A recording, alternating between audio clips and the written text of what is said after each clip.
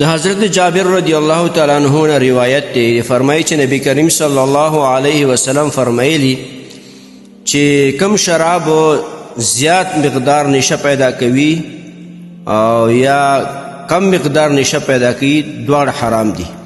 د دې حدیث روایت ابو داود شریف، ترمذی شریف، دارنګي سنن ابن ماجه کړی دی.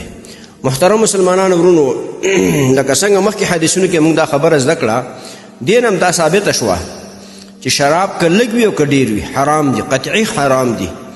وروسته به راشي حدیثونو کې چې څکل هم حرام دي، کاروبار هم حرام دی او راوړل هم حرام دي، هر څه حرام دي. مرسته پکې کول حرام دي. که سړی بار ملک اوسیږي او یو دوکان کې شراب خرڅېږي او کافر راځي اخلي یې ورته راوړي خلطه کې ورته اچي، دا هم تا لپاره حرام دي، ځکه ګناه کې مرسته کول دي. لهذا شراب څکل، خرڅول، راوړل، پکې مرسته کول ټول حرام دي. د هر نشاور سیز نه ځان وساتئ او خصوصا خپل اولاد ته متوجه شئ.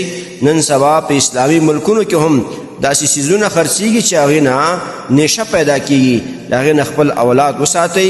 هر سړی د خپل اولاد نه سر ټکوي، فریادونه کوي، نو د ماشوموالي نه او کوټوالي نه هغه کنټرول کوي، حفاظت یې وکړئ. غلط خلکو سره یې مه پرېږدئ.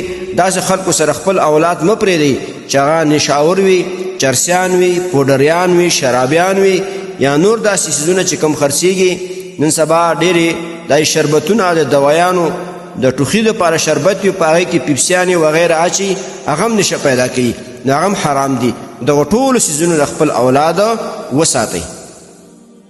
محترمو مسلمانانو ورونو، تاسو ته چې کوم روزانه د حدیث د مفهوم راځي، نو د مهربانۍ او د ثواب له مخې نورو مسلمانانو ته لیږدوئ او شیر کوئ. والسلام. د دیوبندي مسلک حنفي کاروان سټوډیو لخوا وړاندې کیږي.